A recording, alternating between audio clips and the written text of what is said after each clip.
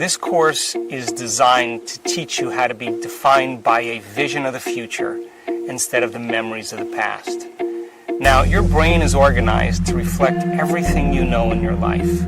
Your brain is a reflection of your external environment. It's an artifact of all the things you've learned and experienced to date.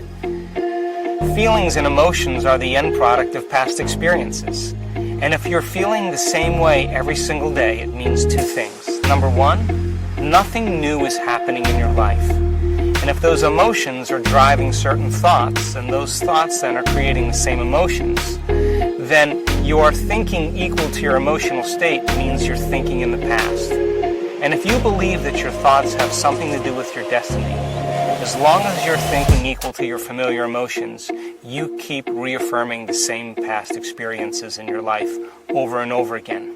Our research shows without a doubt in the last 3 years that when students of our work combine a clear intention, now intention is a vision, a potential that already exists in the quantum field that you get to select. And when you ask yourself a question like, what would it be like to be healthy?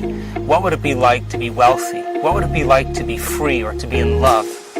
The moment you ask that creative question, a part of your brain called the frontal lobe turns on. That's the crowning achievement of a human being.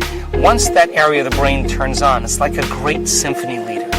It looks out of the landscape of the entire brain, and it begins to randomly select different networks of neurons that are connected to the things you've learned in your life or the experiences you had. And it begins to seamlessly paste them together to create an ideal, a vision, or an internal representation.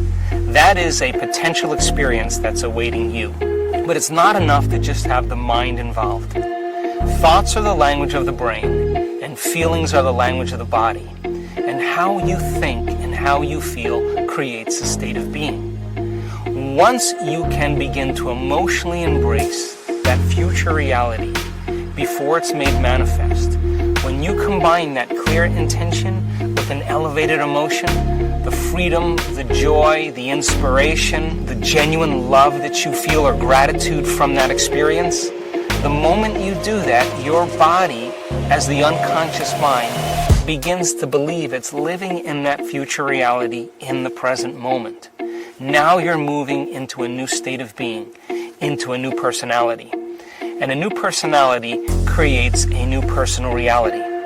So the online course is designed to give you the tools to be defined by a vision of the future. The research that we've done shows that when we teach people how to regulate their internal states, to begin to create more coherence in their brain, and to generate elevated emotions like joy and gratitude and inspiration, that not only does the brain become coherent, but so does the heart. And when the brain is coherent, the heart is coherent. When the heart is coherent, the brain is coherent. And so why don't we live by these states on a daily basis?